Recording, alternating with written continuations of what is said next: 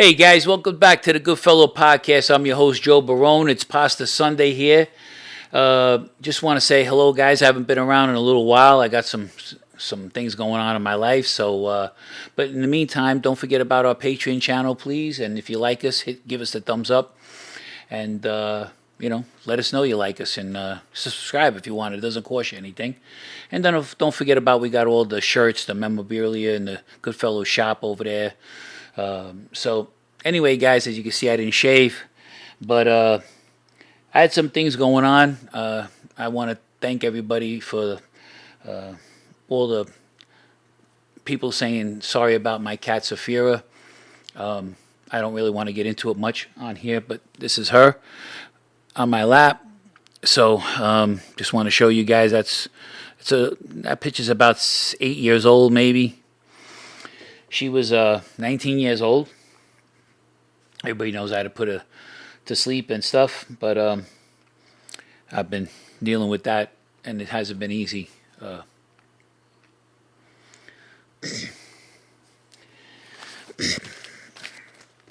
Anyway, guys, don't forget about my friend Charlie Buono from Crime to Christ, okay?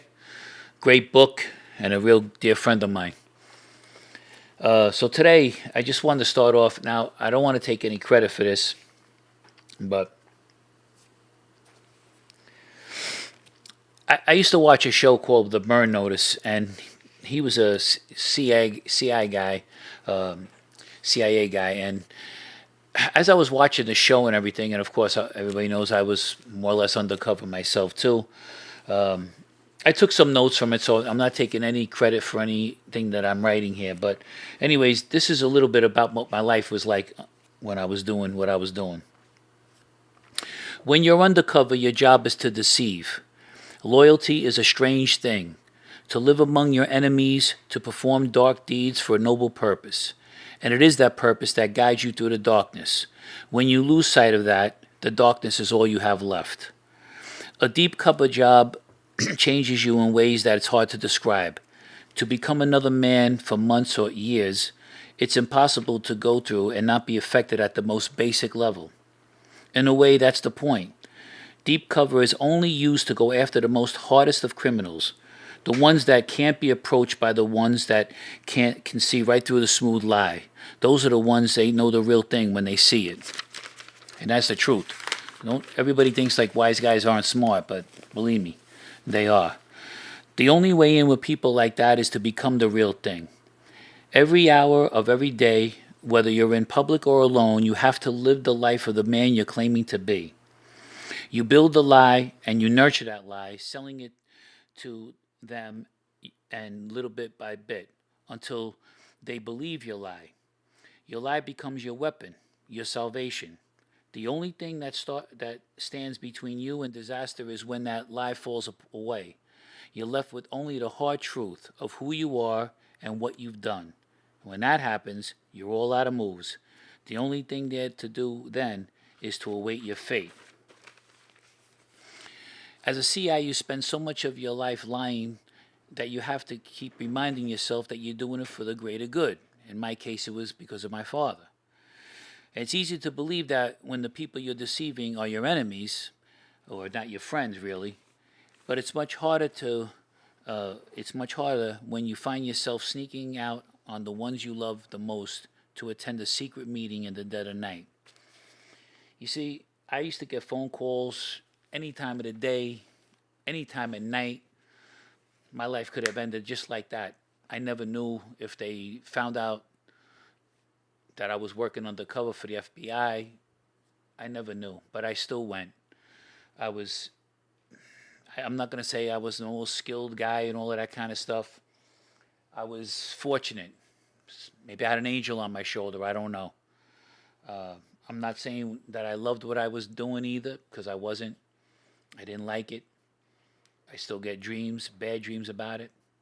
And now I'm in one way I'm kind of fortunate, because every night almost since my cat passed away, I've been waking up in the middle of the night with tears in my eyes, because she took a piece of my heart with her. I also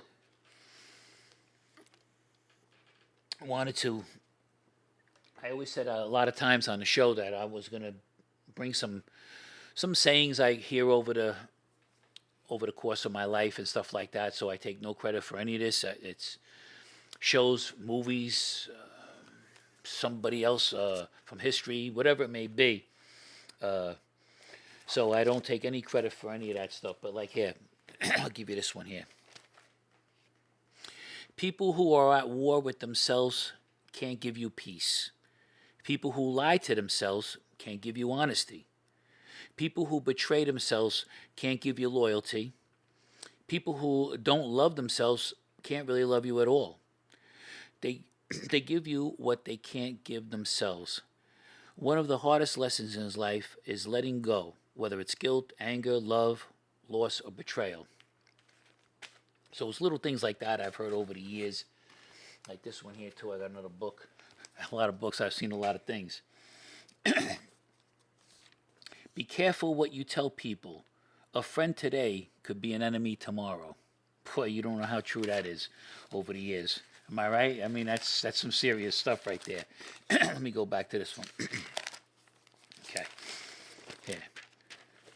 Before we allow ourselves to be consumed by our regrets, we should remember that the mistakes we make in life are not so important as the lessons we draw from them. I heard that one from, I think, a Twilight Zone movie. One of the newer ones, not the ones from Rod Sterling. We got a lot of people up there already asking questions, huh? Let me know when you want to start reading them. This one I heard from, this was from Socrates, but it says, all men's souls are immortal, but the souls of the righteous are immortal and divine. I just like hearing things like that, and just sometimes it hits you at home, you know what I mean? Like, got another one here. Sometimes, I think I might have said this on the show already, but sometimes the strongest people hide the deepest pain. And I remember when my grandfather was one of the strongest people I knew, my father's father, and he was tough. He was tough in his own way, and so I remember when our trailers, we had two trailers upstate New York, up in Wingdale, New York, and they caught fire and they burnt down for some reason. I don't know what happened, a pilot light or who the heck remembers why. Well, my grandmother didn't have insurance on the trailers. That was her part to take care of it. Grandfather brought home the money. My grandmother was supposed to take care of it, and she didn't. So I saw my grandfather cry that time. And the other time I saw him cry was when his brother died, my my grandfather's brother, my Uncle Frank, who was one of the toughest guys I knew. I could tell you stories about him, how he used to be like a head of the ShopRite back in those days. It was a ShopRite grocery stores. He told this guy he was going to fire him if he caught him coming drunk on a job. Well, it was a Sunday. My Uncle Frank was getting ready to go to a wedding. He says, I'm going to stop at the place and see if these guys drunk. Well, sure enough, he was drunk. So my uncle fired him. Well, you know those meat hooks, like those things, those handles you hold like this, and it's a hook. Well, he turned away, and somebody went, "Look out, Frank!" And he caught my Uncle Frank right here in the stomach and low part, and ripped him all the way up, like up to his chest. So my Uncle Frank, he was so strong, he hit the guy, knocked him down. He grabbed a broom, one of those big brooms that you push like through the aisles. He grabbed it, turned it around to the pole, and he hit the guy as he was down. And he was actually punching holes to him. He was so strong that he made the wooden stick go right in him. He almost killed the guy. Then my uncle, I think he got like over 100 and something stitches when he went, but he still went to the wedding afterwards. But when he died, he had colon cancer, and he was in such pain he shook the bed. And my grandfather came out of the room, and I saw him cry. I think that was the very first time I saw him cry, and I couldn't believe it because he was tough, my grandfather.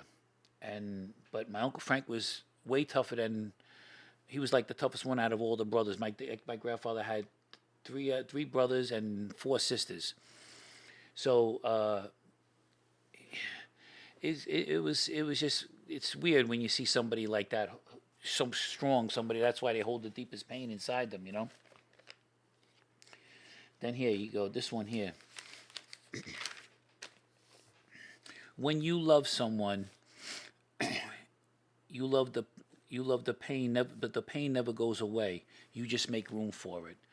And it's like when you love someone and you lose them, the pain never does go away. It gets a little lighter, a little bit better, but you just have to make room for it in your life. It could be anybody, and now I'm learning that again the hard way, of course, because of my cat. But here, this one is from the summer of '42.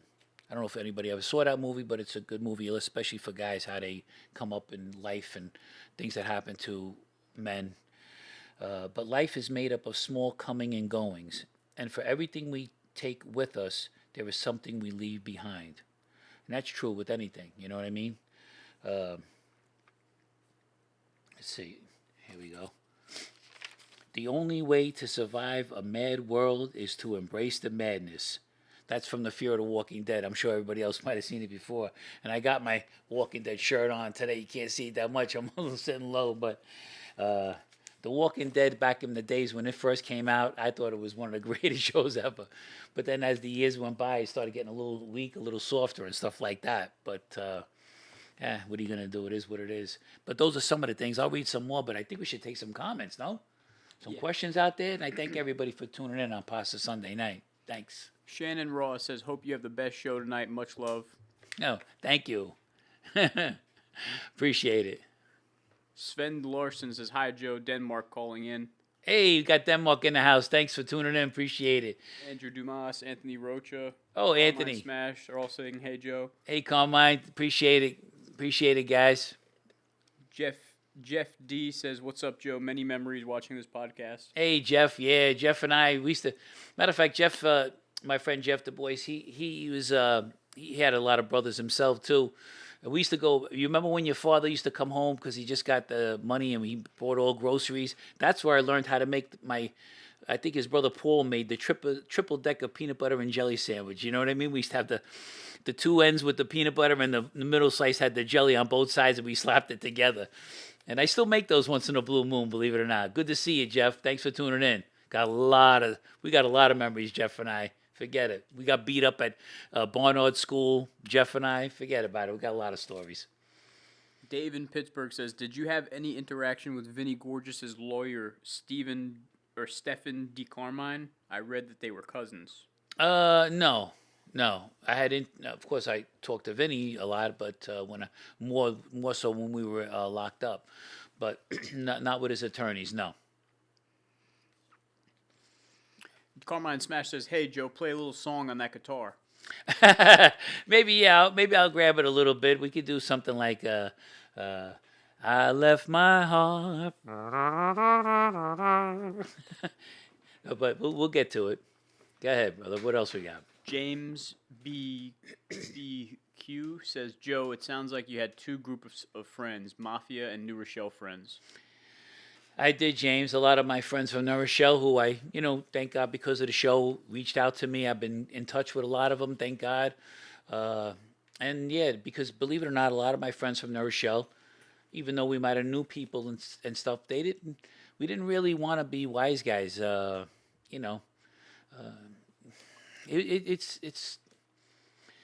We just wanted to just be regular people. You know what I mean? And, but yeah, I did have it was like two different groups of friends. That's actually a really good statement.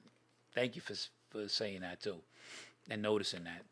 Wise Guy 99 says, "What's your favorite scary movie?" Hey, Wise Guy, it's not my favorite, but the one that still scared me was the Exorcist. I don't care. That was still, I think one of the scariest movies. That one, and believe it or not, was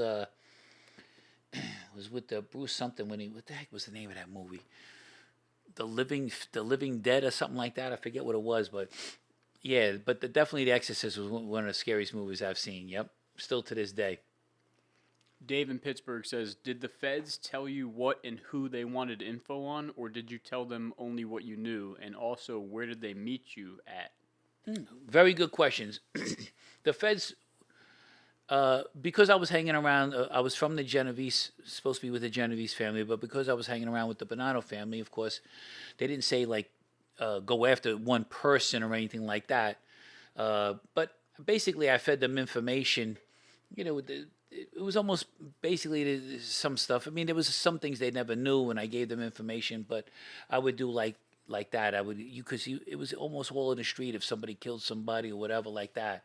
And then a lot of times I would meet them in parking lots. I used to meet Vinny Pizzuti was his name. That was my handler at that time. He was he was the agent at that time. He was pretty high up in the ranks supposedly, and I used to meet him in the right across the street. They used to be in New Rochelle, but then they moved to White Plains, and I used to meet him across the street in Bloomingdale's parking lot.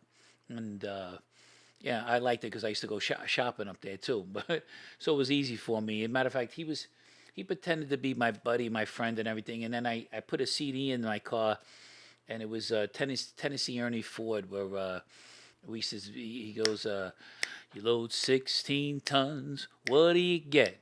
Another day older and deeper in debt. St. Peter, don't you call me 'cause I can't go. I owe my soul to the company store. And he knew all the words, so we sang it together in the car. It was kind of cool, but he was not my friend. Hope that answers that question.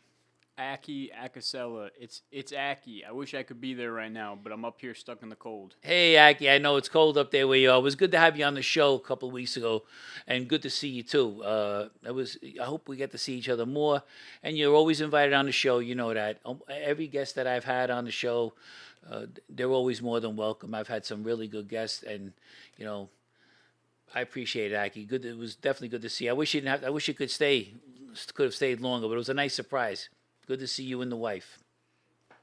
What else we got? Okay, you want me to hit another... hold on. You get another one of these. Hold on. Okay, this one's from the Karate Kid. For a person with no forgiveness in their heart, living is even worse punishment than death. And that's kind of true if you think about it, because it's almost like when you hate somebody, it's like giving somebody the poison, and you know, but you're getting killed yourself. You know what I mean? And here's another one that's good. It's better to be hated for what you are than to be loved for what you are not.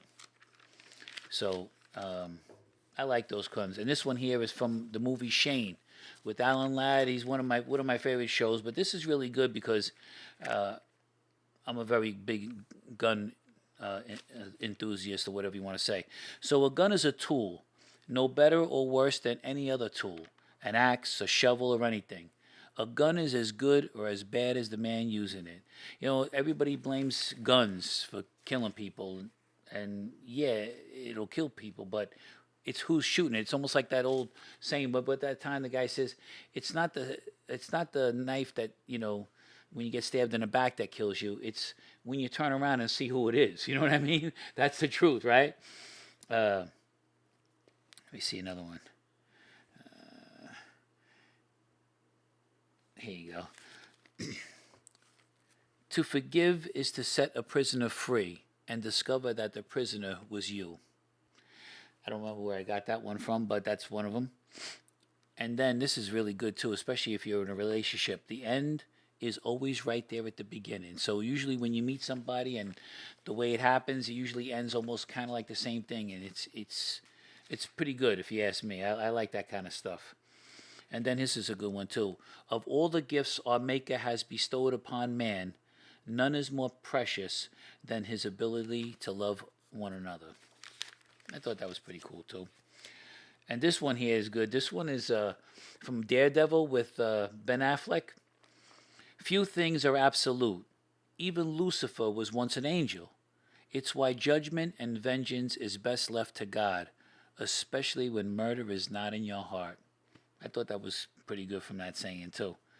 Let's see. I got a lot of these here.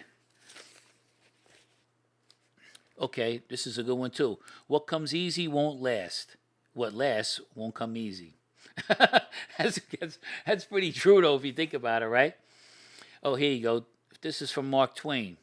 The two most important days in life are the day you were born and the day you find out why.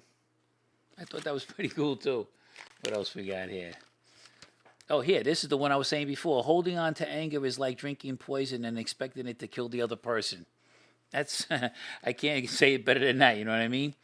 And this was from another good, I think this is from The Flash, that TV show, The Flash. That show I thought was great.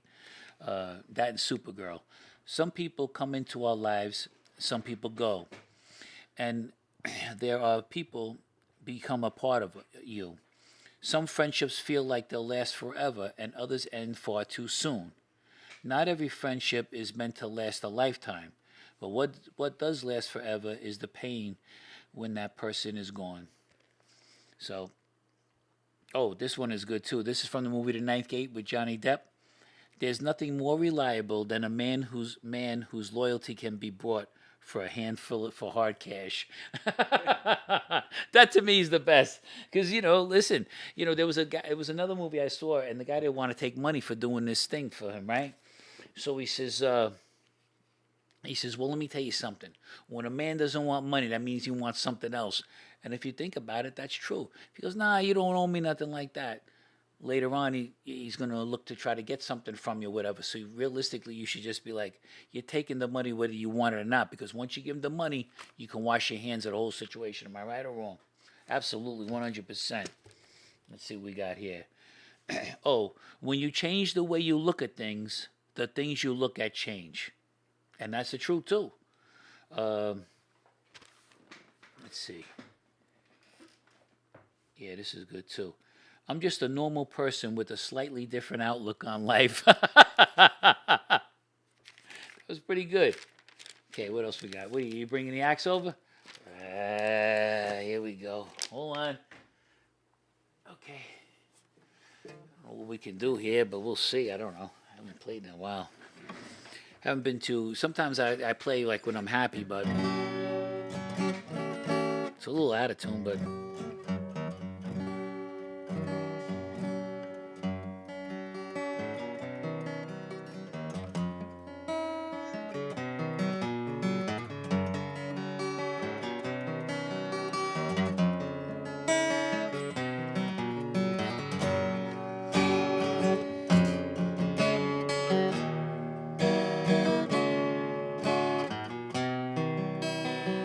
It's a little loud.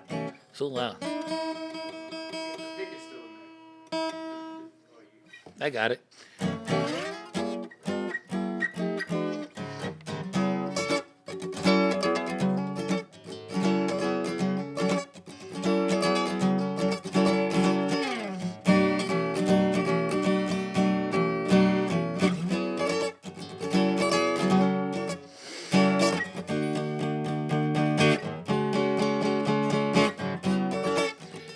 Gonna sing it.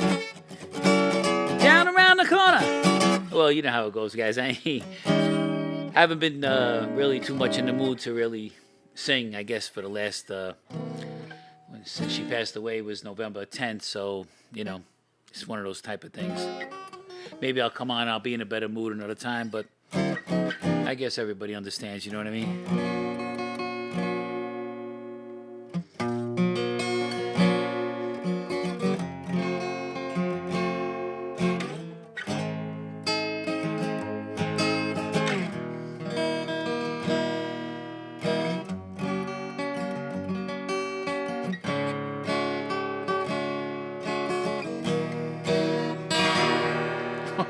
Sounds good you did that.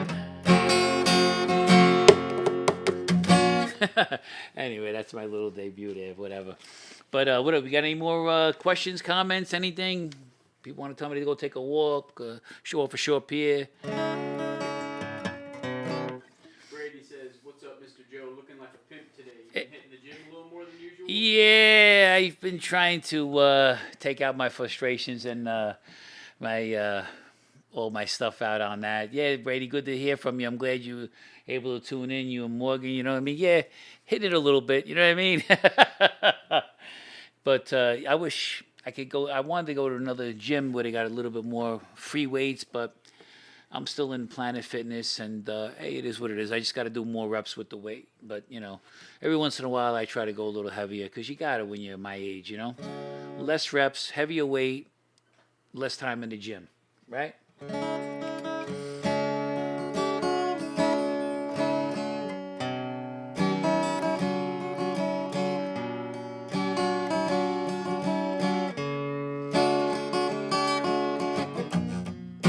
Okay, what else we got? Another question I didn't.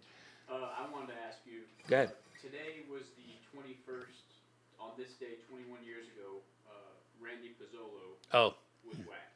So can yeah. you tell the people watching Yeah. a little bit about that? That was Randy. Randy was with the Bonannos, same crew I was with, and but he had done so many things, and he got a lot of leeway. Dominic was more in charge of him, and he helped him in a lot of ways. Gave him so many passes. Told him straight out, if there's a problem, you got to talk to me. And Dominic actually called him out because Randy, I don't think Randy was like really, but he was pretty tough in his own right. But Dominic said, listen, throw your hands up and let's get this out of the way. This way you'll know who's who and what's what. And he was smart enough not to take that challenge. Dominic helped him with Vinny because Vinny was fed up with him. And he stuck up for him a couple of times. But finally, Vinny got fed up and he said he's got to go. And so he was supposed to meet Ace at this one place, someplace, I forget what it was. I forget, it was in Brooklyn. Brooklyn, yeah. And that was it. Ace whacked him. And I think that's the reason why Ace wound up getting like 30 years or something like that. He got a lot of time. Oh, well, it was over that murder? I believe so, yeah. And but I think Ace is coming home soon, if I'm not mistaken. And I hope he just gets his life together because Ace is really a good guy. He really was. And he's a tough, listen, that dude's a tough bastard too. So don't sleep on him. He's no joke. Matter of fact, him and Dominic had a fight at some place at whatever I don't know how many guys they were fighting. Way more than them. And I was with Louis Electric, who was another captain. After Dominic went away, of course, I had to be with him. And then he said, I put those two guys against anybody. He was right, though, you know what I mean? But yeah, 21 years, I can't believe it's that many years already gone, right?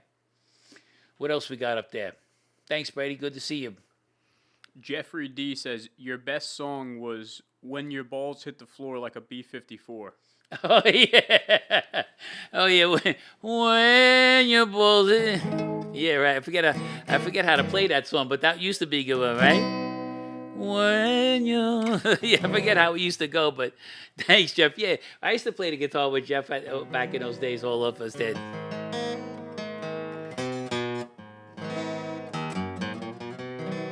Like, we used to do...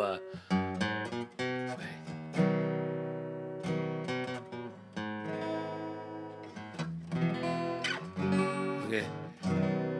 People see us everywhere. They think you really care. But myself I can't deceive. I know it's only make believe.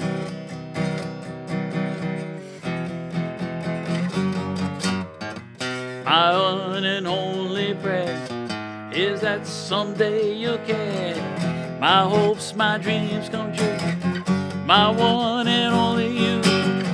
Well, you know how it goes, guys. Anyways, go ahead. Any more questions up there? Sved Larson says, I envy you. I can do some chords, but I can't put them together. Oh, man. Listen, well, you know something? Let's get together on that. I'll help you out big time. I've been playing for a long time, and it's just a matter of just getting a routine and consistency.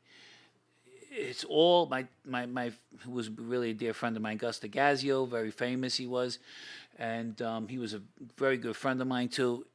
You want to get good at anything, practice, practice, practice. And I didn't practice half as much as I should have. If I did, I would have probably been something else today too. So, but thank you for that. And if you want to ever do a little video, we'll do something. You know what I mean? Absolutely. Anybody else in there? Not at the moment. Okay. That's like, yeah.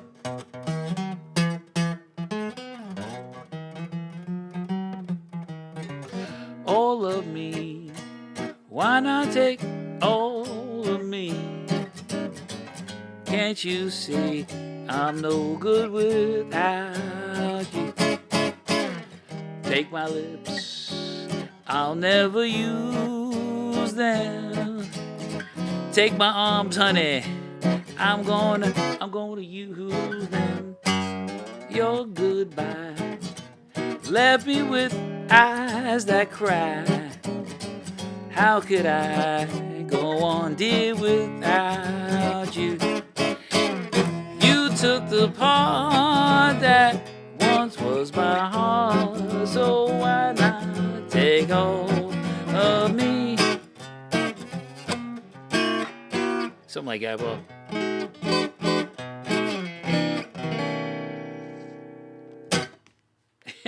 So anyways, guys, hope you liked the show today.